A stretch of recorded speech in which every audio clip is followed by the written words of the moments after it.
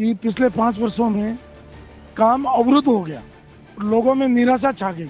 इसलिए बहुत दिनों से लोग ये कह रहे थे कि भाई आप क्या सोचोगे। इन्होंने राजस्थान को विशेष रूप से सड़कों में एक नंबर लाने में गडकरी जी ने नेशनल हाईवे लगभग 2 लाख करोड़ रुपए दिए। आपको याद होगा पिछली बार पार्टी ने मुझे कहा कि आपको टोंक जाके चुनाव लड़ना है।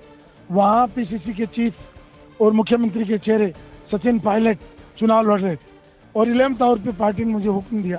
मैंने पार्टी का अनुशासन मांगा। देखिए हम सिपाही लोग हैं, सिपाही बॉर्डर पर लड़ता है, उसको जो उसका कमांडर हुक्म देता है वही मानता है। मैंने तो उनके पिताजी को याद नहीं किया, मैंने तो उनके पिताजी के सामने चुनाव लड़ा। मैंने उनके पिताजी के सामने भी चुनाव लड़ा, उनके पिताजी ने मुझे चुनाव हराया, मैंने उनके पिताजी को चुनाव हराया। उनके पिताजी मेरे लिए माननीय रूपाराम जी श्रद्धेय विधायक थे और वो हमारे लिए पूजनीय आज भी है कि वो इस दुनिया में नहीं है।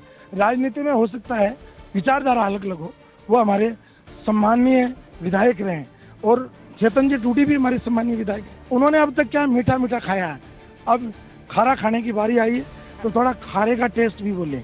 मुझे मोदी जी पर, अमित शाह जी पर, जेपी नड्डा जी पर, वसुंधरा राजे जी पर, सीपी जोशी पर और मेरी पार्टी पर पूरा विश्वास है कि अपने सिपाही का जरूर ख्याल रखेंगे और मुझे उम्मीद है कि अब ये मुकाबला कांग्रेस से चेतन टूटी जी और बराबर का मुकाबला होगा। हमारे साथ है डीडवाना के 2 बार पूर्व विधायक रहे, 2 बार मंत्री रहे यूनुस खान, जो पिछले 1 महीने से अपने जन सेवा केंद्र पर जन संवाद का कार्यक्रम आयोजित कर रहे हैं। आज अंतिम पंचायत का कार्यक्रम था जिसमें लगभग 52 पंचायत इन्होंने पूरी कर ली है। जिस तरह से लोगों का हुजूम और लोगों का जो भीड़ आ रही है वो कहीं ना कहीं एक संदेश दे रही है कि यूनुस खान को चुनाव यहीं से लड़ना पड़ेगा। अभी चुनाव में बहुत टाइम पड़ा है, टिकटों में टाइम पड़ा है, अधिसूचना जारी होना बाकी है, आचार संहिता लगना बाकी है, लेकिन ऐसे लग रहा है कि चुनावी मौसम आ गया, चुनावी माहौल है। क्या कहना चाहेंगे इस माहौल को देखकर? सबसे पहले तो आपके चैनल के माध्यम से सब राजस्थान वासियों को मैं शुभकामनाएं देता हूं। और ये बात सही है कि मैं 2003 और 2013 में 2 बार यहाँ से विधायक बना और भारतीय जनता पार्टी नीत वसुंधरा राजे जी की सरकार में 10 साल तक मंत्री रहा।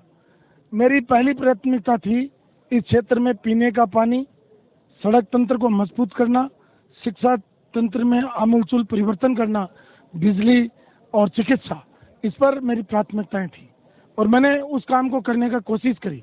लेकिन अफसोस इस बात का है कि पिछले 5 वर्षों में काम अवरुद्ध हो गया, लोगों में निराशा छा गई। इसलिए बहुत दिनों से लोग ये कह रहे थे कि भाई आप क्या सोचोगे। तो मैंने यही कहा है कि भारतीय जनता पार्टी ने मुझे 4 बार यहाँ से मौका दिया।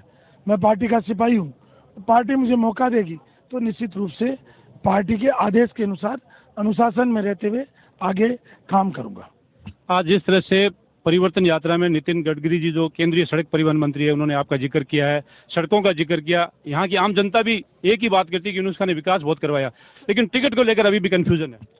देखिए, माननीय नितिन गडकरी जी, माननीय नरेंद्र मोदी जी, अमित शाह जी, ये जब केंद्र में मंत्री थे तीनों और आज मंत्री हैं, इन्होंने राजस्थान को विशेष रूप से सड़कों में एक नंबर लाने में गडकरी जी ने नेशनल हाईवे लगभग 2 लाख करोड़ रुपए दिए। उसके लिए हम माननीय मोदी जी और नितिन गडकरी जी का आभार व्यक्त करते हैं। उन्हीं के कारण और प्रदेश में वसुंधरा राजे जी, देश में मोदी जी और गडकरी जी, इन तीनों की जोड़ी ने मेरे को आशीर्वाद दिया और राजस्थान की जनता को विकास की धमनी, सड़क तंत्र को मजबूत करने का मौका दिया और राजस्थान आज सड़क तंत्र में हिंदुस्तान में सर्वश्रेष्ठ राज्य है, एक आइडियल राज्य है। स्वराज संकल्प यात्रा हुई थी 2013 में, उसमें कहीं ना कहीं बागडोर आपके हाथ में थी। आज वसुंधरा जी को भी किनारे किया जा रहा है, आपको भी कहीं ना कहीं पीछे धकेला जा रहा है। अगर टिकट नहीं मिलेगी तो फिर क्या रहेगा? भारतीय जनता पार्टी कैडर आधारित पार्टी है और हम लोग अनुशासित लोग हैं। पार्टी जो जिम्मेदारी देती है भारतीय जनता पार्टी के कार्यकर्ताओं को, आपको याद होगा पिछली बार पार्टी ने मुझे कहा कि आपको टोंक जाके चुनाव लड़ना है। वहाँ पीसीसी के चीफ और मुख्यमंत्री के चेहरे सचिन पायलट चुनाव लड़ रहे थे और 11th आवर पे पार्टी ने मुझे हुक्म दिया। मैंने पार्टी का अनुशासन मांगा। मेरे भविष्य के बारे में मेरी पार्टी फैसला करेगी, जो भी पार्टी निर्णय करेगी, मुझे जो जिम्मेदारी देगी, अनुशासित सिपाही के रूप में मैं काम करूंगा। यहाँ की जो लोकल बॉडी है, भारतीय जनता पार्टी का संगठन है, वो कहीं ना कहीं आपको हर बार इग्नोर करता है आपको, तो इसके पीछे क्या करना है? उन्हें भी पता है कि टिकट की जब जो है दावेदार, उनमें सबसे एक पहला नाम जो है वो यूनुस खान का ही है। देखिए, हम सिपाही लोग हैं। सिपाही बॉर्डर पर लड़ता है, उसको जो उसका कमांडर हुक्म देता है वही मानता है। यहाँ जो हमारा संगठन है वो हमारे सब भाई हैं, भाई बंधु हैं।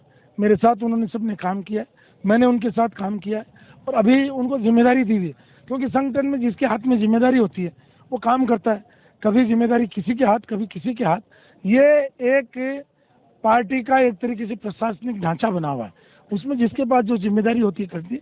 हमें अनुशासन के साथ में पार्टी के आदेश को मानना चाहिए और पार्टी की विचारधारा को आगे बढ़ाना चाहिए।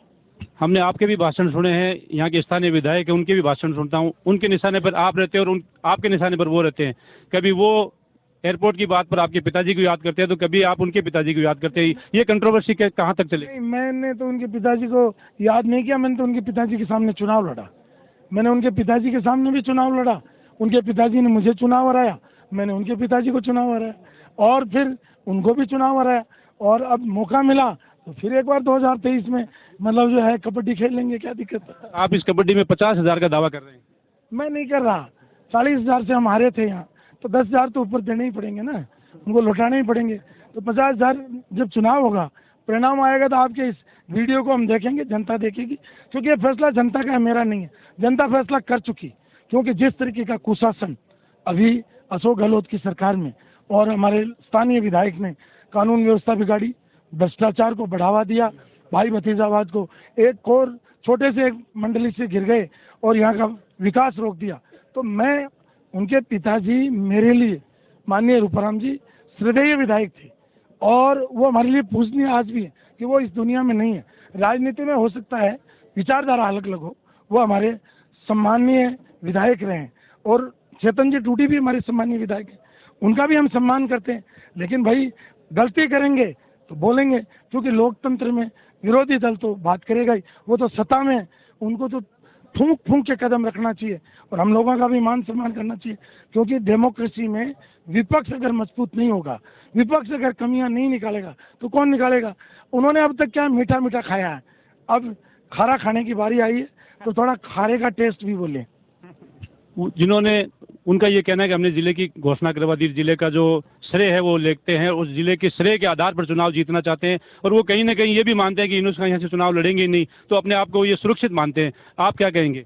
देखिए, चेतन जी को कहो कि 4 महीने खुश रहे, और मेरी भी उनको दुआएं हैं कि वो एकदम हंसी खुशी से, जिस तरीके से पिछले 5 साल में उन्होंने भ्रष्टाचार और कुशासन को बढ़ावा दिया है, मैं सोचता हूँ कि उसका अंत होना चाहिए। और जहाँ तक चुनाव लड़ने की बात है, समय आएगा तो फैसला जनता करेगी। डेमोक्रेसी में उनके हाथ में भी वोट नहीं है, मेरे हाथ में भी वोट नहीं है, वोट तो जनता के हाथ में है। और पार्टी, मेरी पार्टी में फैसला कब से करने लगे कि आजकल मेरी पार्टी में उनकी रुचि है। बाजार में ऐसी बात होती है कि उनकी रुचि भी है। उनकी रुचि है तो वो आएंगे तो उनका सहयोग करेंगे, क्या दिक्कत है? कहीं वो भारतीय जनता पार्टी में आ जाए फिर सहयोग करेंगे, उनको वोट दिलाएंगे। ये भी बाजार में चर्चा है कि आप कांग्रेस से भी चुनाव लड़ सकते हैं। नहीं, मैंने तो न तो कांग्रेस वालों को किसी को कहा कि मैं चुनाव लड़ूंगा, न कांग्रेस वालों ने मुझे कहा कि तुम चुनाव लड़ो। मैं तो मेरी पार्टी के सामने मेरी बात रखी है।